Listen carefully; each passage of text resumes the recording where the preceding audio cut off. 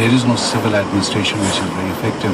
Now, until that process is brought back into play, stopping the drones in themselves is not going to stop the violence in the tribal area. This is an important part of the discussion, which is not normally discussed in talking about drones in the tribal areas of Pakistan. Thank you for that. Michael Boyle, a quick final word with you, because we're talking about drones perhaps being phased out on the very day. Well, we knew this morning that some American embassies were being closed on Sunday because of a threat, and this afternoon the State Department has issued a worldwide travel alert because of an Al-Qaeda threat. Well, that's right. And one of the questions that kind of concerns me about the drones program is that if the administration scales back, and it's not clear to me that the drones program itself has been that substantial in removing the worldwide threat of terrorism. We know there's a worldwide travel alert. It doesn't mean it's coming from Pakistan. It doesn't mean it could be coming from Yemen. It could be coming from any other part of the world. So to some extent, I think that just tells you that the threat of terrorism is going to remain, and that even if the administration scales back the drones program, that's not going to completely eliminate the threat. But the question is, how then can the administration deal with terrorism in a more comprehensive and holistic way while retaining drones in a very limited way? Thank you both, Professor Michael Boyle and Akmal Ahmed. The Edinburgh Festival Fringe opens today, as the Fringe says on its website. Our story dates back to 1947. Many people remember being there in that inaugural year, although Douglas Curry can. I've also been interested in drama and the plays, and I saw Richard II played by Alec Guinness. I remember being up in the high gallery and having to sit on the floor. Being young, a student, I don't think you could do that sort of thing now. How old were you then as you walked out? 18? Yes. I'm born in 1929. Mass. I can tell you, my birthday's next week, so I can tell you what my birthday will be. But how old will you be? 84 next week. All right. Well, we'll leave the listeners to work back and work out how old you were in 1947, because I can't do it in my head either. How did the Fringe? Was it even called the Fringe? No. That was the International Festival. The Fringe wasn't called that for quite a number of years. In fact, I think I was back from National Service before they started talking about the Fringe. Fringe itself was quite startling. About 1950s, I think groups from Oxford and Oxford Cambridge came up to have a late night reviews in some of the most dreadful places.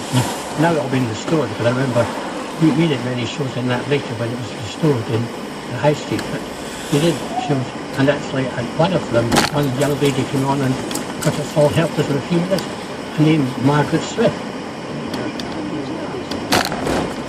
53, but I'm not sure. Better not say that in case it reveals her age.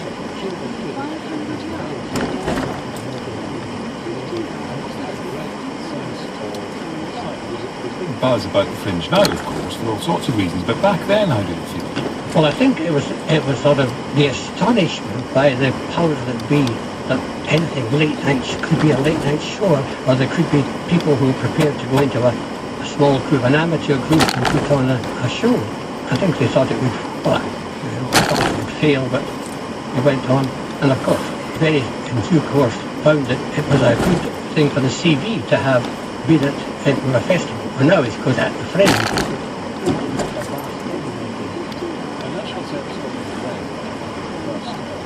Into the audience in 1947, but since 1955, this has been a mainstay of your life. How has it developed and changed over the years? It's the fact that it has grown, rather like Tom say, it has grown and grown because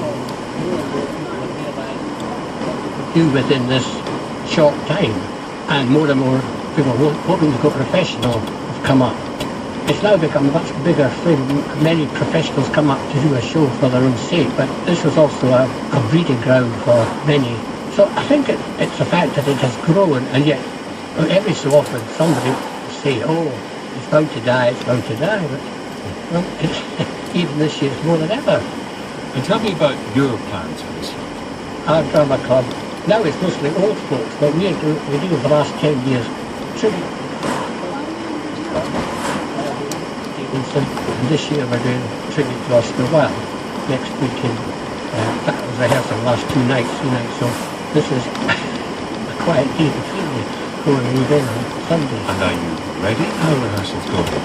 Don't let ever hear me. I think they're going reasonably well. Yes, they need to now to get into the hall and onto the stage. But keeping the fingers crossed on you. And what is it about being involved in a performance as opposed to anything else? As you say, there's a buzz, even when you can finish that, there's so much else happening, and to go on to the other things as well. I think it's the fact that it's the centre of the right interest of media, and the centre of theatre, well, music of course, and at this time of year.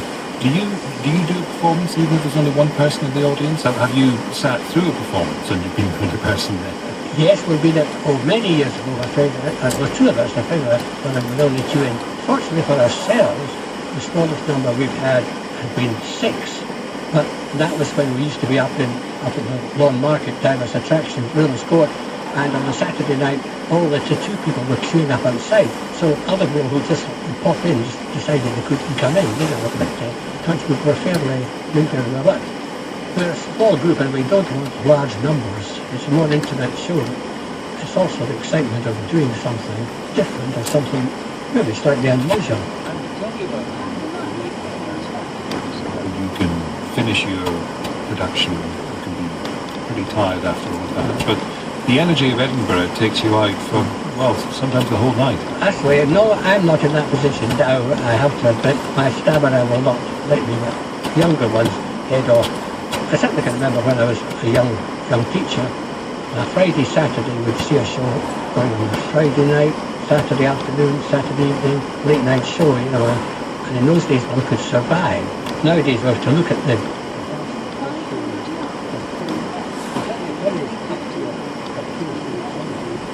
or even for a weekend, you can spend from morning until midnight and past on visiting or seeing some show or chatting. There's so many venues now offering a 2-hour slot, and that's a different one change from the way back.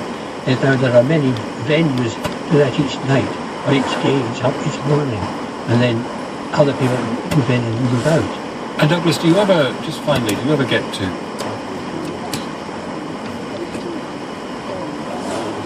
enthused? I'm not sure that I'm going to do this year. I have been in the past, but I think time marches on, and I think I'm not sure whether I'm going to be able to do a great deal of stuff in the later one, but keep my fingers crossed and see what happens. Douglas Curry, still enjoying the Edinburgh Fringe.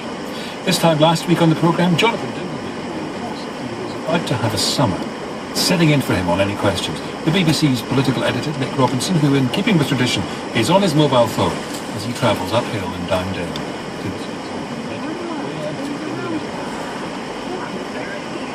Now that you've given me that introduction, but I'm actually on my way to a studio very close to you, the Broadcasting Theatre and the Broadcasting House.